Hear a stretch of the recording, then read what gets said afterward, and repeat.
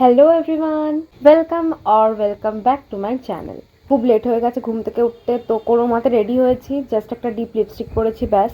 আগে ওদের বাড়ি থেকে দেখা করে আসি, তারপর টাইম থাকলে এসে হালকা পাতলা মেকআপ করে আবার যাব। তো চলো। বেরিয়েই তো বাজনার আওয়াজ শুনে বুঝতে পারলাম ওরা এখানেই আছে। আর দেখলাম কাকিমারা সবাই মিলে গেছিল শ্রী আনতে। আর এই যে আমাদের ডান্সার পার্টি, দুলহান কি ছোটি বেহেন মোড অন একদম। বৌদিও আমাদের ডাকছে। পল্লবীকে তো একদম লাল পরি লাগছে। তারপর আমরাও জয়েন হয়ে গেলাম এদের সাথেই। ভিডিও করতে গিয়ে তো ফোনটা একটু হলে পড়েই যাচ্ছিল, কোনো রকমে বাঁচালাম আর কি। And our dance continues. ছোটবেলার বান্ধবীর বিয়ে বলে কথা, নাচবো না তাই কখনো হয়? এই পর্যন্ত এখনো আমার ব্রাইডের সাথে কিন্তু দেখা হয়নি। আমি তো খুবই এক্সাইটেড ছিলাম পূর্বাকে দেখার জন্য। পৌঁছে তো দেখলাম এখনো বৃদ্ধি শুরু হয়নি। কাকু তো সবে বসেছে বৃদ্ধির জন্য, আর পূর্বার আর দেখা নেই। ভেতরে গিয়ে দেখি পূর্বার এই অবস্থা। হয়তো কালকের নাচানাচির জন্য ওর গোড়ালিতে প্রচন্ড ব্যথা করছিল। ব্রাইড, তাকাও একটু, কেমন লাগছে? কেমন লাগছে? কেমন? না না, ব্যথায় ভালো রকমই ব্যথা করছিল ওর, কিন্তু স্টিল হাসছিল। বল কিছু বল। আর এখানে তো বৃদ্ধির সমস্ত রিচুয়ালস শুরু হয়ে গেছিল। অনেকটাই বেলা হয়ে গেছে, কিন্তু বরযাত্রী এখনো বনগায় ঢোকেনি। পূর্বার শ্বশুর বাড়ি মানে শুভজিৎদার বাড়ি হচ্ছে কাঁথি। বরযাত্রী টাইম মতন বেরোলেও ওরা তো পৌঁছতে পারেনি, কারণ পরের দিনকেই ছিল রং খেলা। রাস্তায় জ্যাম থাকায় ওদের অনেকটাই দেরি হয়েছিল। আর বর না আসলে আমাদের গায়ে হলুদও শুরু হবে না, তো সেটা একটা খুব বড় সমস্যা হয়ে দাঁড়িয়েছিল। আর এখানে কাকিমা দিদি সবাই আনন্দ করছে। আর এই যে চলে এসছে আমাদের ব্রাইড।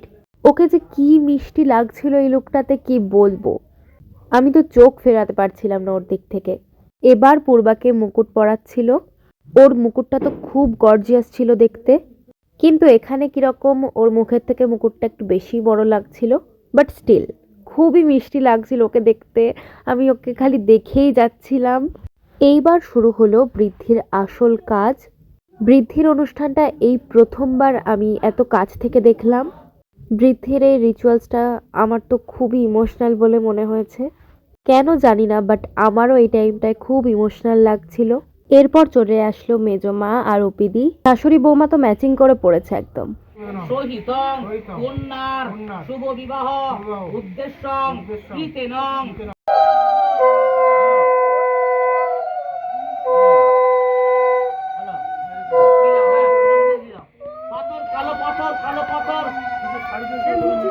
তো আমি রাস্তা থেকে একটা কালো পাথর মানে খোয়া জোগাড় করে আনলাম।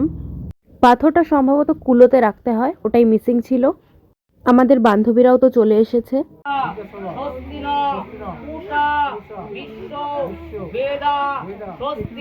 এদিকে আমাদের পুচকি মালতী কান্নাকাটি করছিল। ওর খুব খিদে পেয়ে গেছিল এই টাইমটায়। আর আমি ওকে বলছিলাম দেখ, পূর্বাও কিন্তু খাইনি।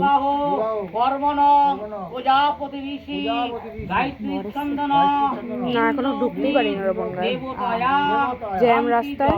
তোমরা কি কিছু নোটিস করলে এই ক্লিপটাতে? ক্যামেরাম্যানের ক্যামেরাতে ঝুমকা লাগানো। লয়ালিটি ভাই, লয়ালিটি। জোকস অ্যাপার্ট, ব্যাপারটা কিন্তু খুবই কিউট। বর এসছে শুনে আমরা তো সবাই মিলে মাঠে চলে এসেছিলাম। আর এখানে তো প্রচন্ড পরিমাণ রোদ ছিল, কিন্তু বরের দেখা আমরা পাচ্ছিলাম না।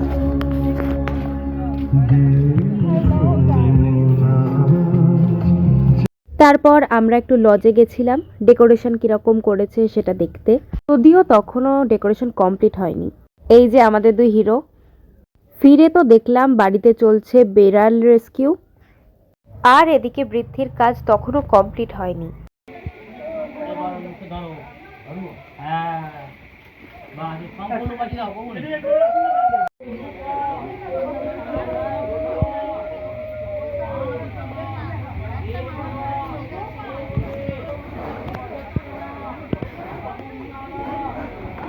আগের বার মাঠে গিয়ে তো তখন বরের দেখা আমরা পেলাম না, কিন্তু এবার সত্যি সত্যি বর এসেছে শুনে আমরা আবার মাঠে চলে গেছিলাম।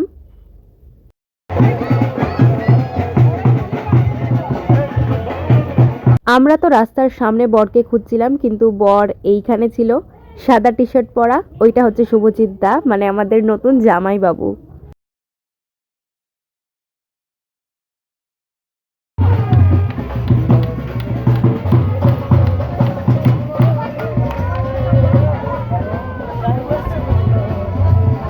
যাওয়ার যেরকম ঢং করছিস সেটাই কর।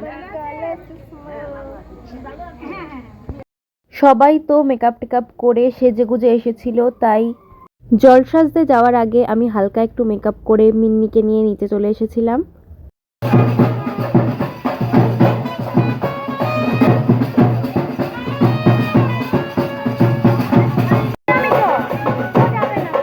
এবার তো সবাই রেডি জল সাজতে যাওয়ার জন্য, আর আমরা বান্ধবীরাও একদম রেডি ছিলাম নাচানাচি করব বলে, কারণ অফকোর্স ফ্রেন্ডস গ্রুপের ফার্স্ট বিয়ে বলে কথা।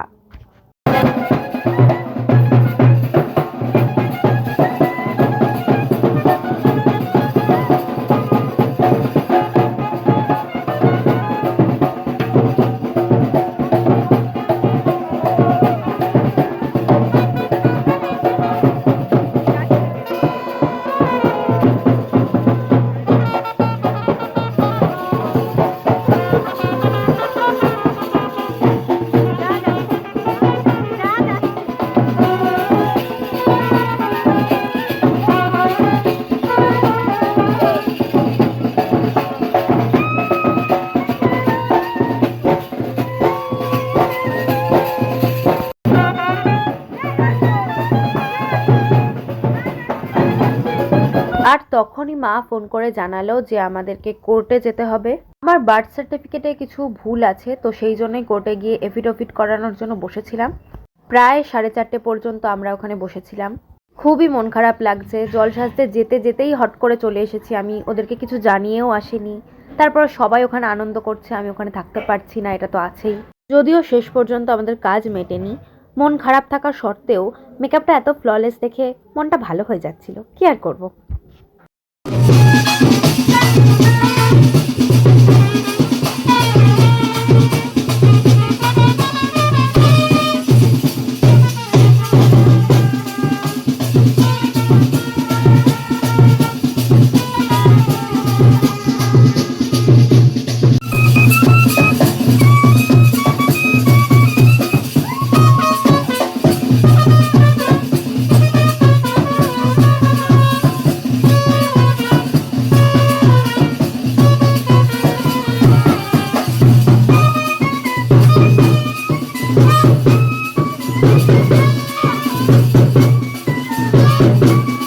বাট ফরচুনেটলি আমি বাকিদের থেকে ভিডিওগুলো পেয়ে গেছিলাম, তো অতটাও খারাপ লাগছিল না তখন।